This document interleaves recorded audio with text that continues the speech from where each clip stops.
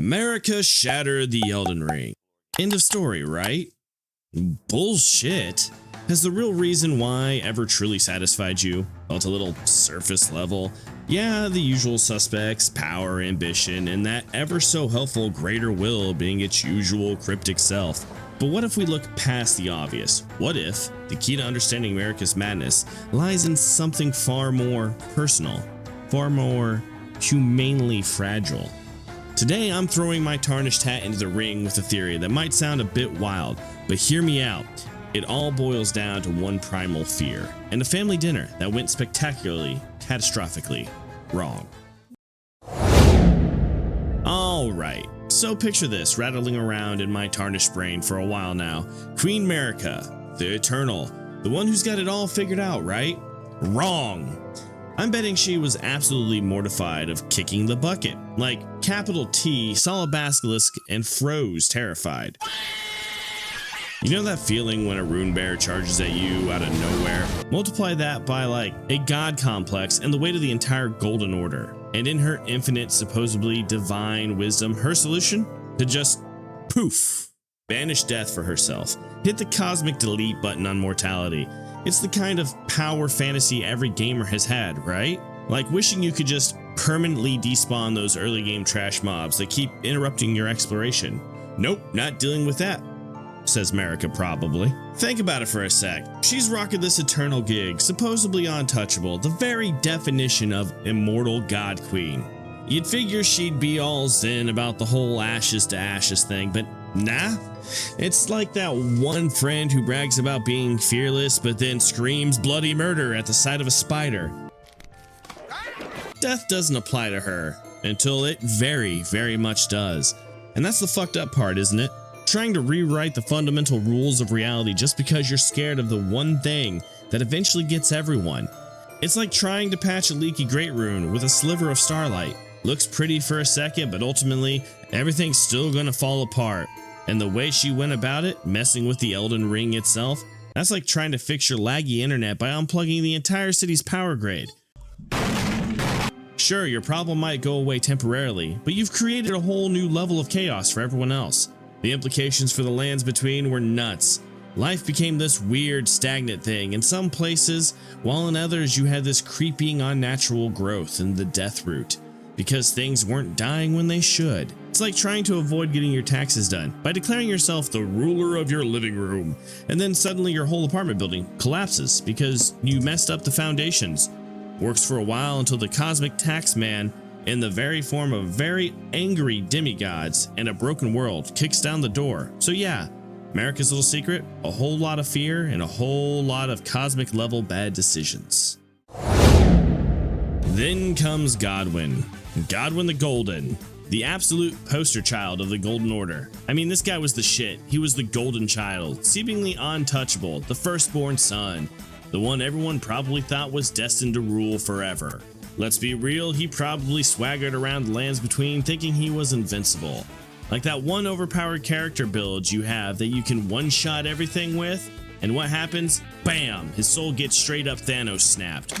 Not just a regular death, oh no, his soul is gone. Talk about a cosmic rug pull. And that's the thing Marika tried so desperately to avoid, right? Death. She tried to lock it away, put it in some cosmic Fort Knox, thinking she was clever. But guess what? Death doesn't care about your god queen status. It just kicks down your metaphorical front door and takes your favorite kid. It's like finally getting that super rare drop you've been farming for hours only to find out your little sibling accidentally deleted your save file. Talk about a rude awakening. Death, the very thing Marika tried to Houdini herself out of, just gave her the ultimate surprise, right in the middle of her perfectly curated immortal existence. Courtesy of her own messed up family dynamics, nonetheless. Just imagine being so utterly convinced you've cracked the code, you've conquered the one universal constant, only for it to brutally snatch away someone you held dear. All that effort, all that tampering with the fabric of reality, and what does she get? Death delivered the biggest I told you so right to her divine doorstep. You honestly can't make this stuff up, folks. Well, I mean, Miyazaki did. It's Shakespearean levels of messed up, but with more giant swords and less iambic pentameter. That kind of shock, that kind of brutal reality check has got to mess with your head, right? And I'm not saying Marika was mentally stable to begin with, but I'm betting Godwyn's soul getting yeeted into the void just turned her tangled mess of thoughts into a full-blown cosmic knot. Alright, buckle up, because this is where my tinfoil hat theory goes supernova. Godwyn's death wasn't just a bad Tuesday for Marika. It didn't just make her shed a few divine tears. Nah, it absolutely nuked her entire damn worldview. All that frantic denial, all that reckless cosmic surgery she performed on reality itself to avoid the Grim Reaper's bony handshake, it all imploded. Think of a poorly stacked tower of great runes in a hurricane. That's her mental state.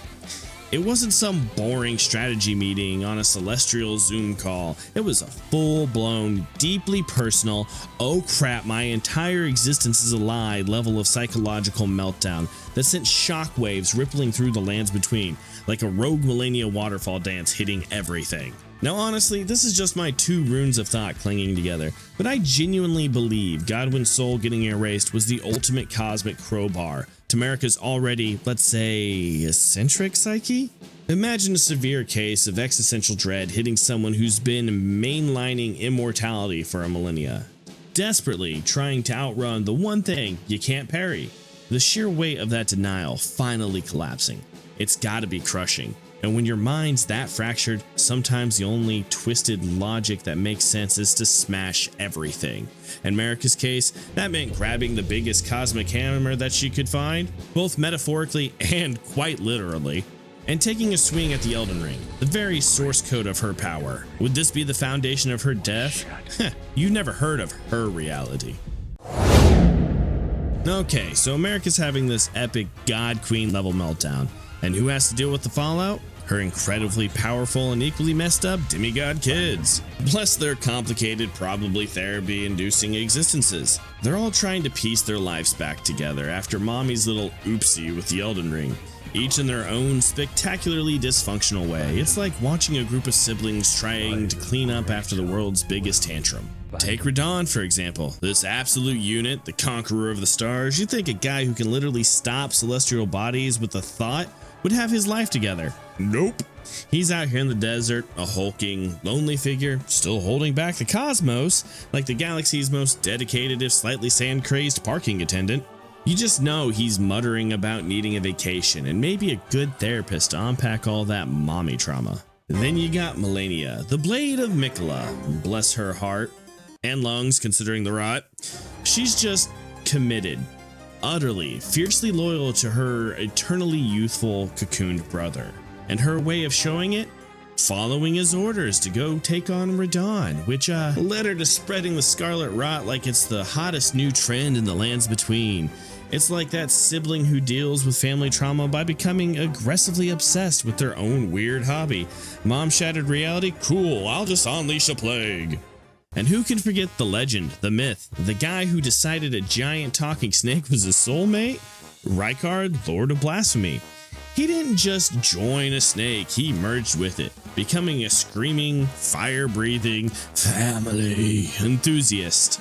Someone that Dom from Fast and the Furious would get along with real well. You almost have to admire the sheer audacity, the I'm all in on this madness energy. Marika's parenting really unlocked some truly unique and terrifying career paths for her demigod offspring. You could just imagine the family counseling sessions. Honestly, the family dynamic after Marika's little breakup with the Elden Ring is less royal lineage and more a support group for deeply traumatized demigods, each with their own wildly unhinged coping mechanisms. You've got the strong, silent, star-stopping type, the elegant, plague-spreading type, and the I'm a snake now type. And let's not even get started on Ronnie and her whole moon girlfriend situation. It's a regular cosmic sitcom, if that sitcom was directed by Hidetaka Miyazaki, and set in a decaying world filled with more ways to die than you can count. Their motivations, their endless wars and power struggles. You can argue it all boils down to a bunch of kids trying to process their mom's monumental screw-up and her inability to deal with something as fundamental as death. They're all just acting out their mommy issues on a grand and apocalyptic scale. So we've reached the end of this descent into the potentially fractured psyche of a god queen. My slightly off-kiltered, but hopefully mind-bending theory on why Marika decided to punt the Elden Ring into a million shiny little pieces. Was there a power grab involved? Maybe a sprinkle. But I'm still leaning hard on the idea that a crippling fear of the big sleep and a truly epic family meltdown were the real puppet masters behind this whole cosmic ballet of destruction that ultimately turned the lands between into the beautiful, chaotic dumpster fire we all know, and let's be honest, kind of love.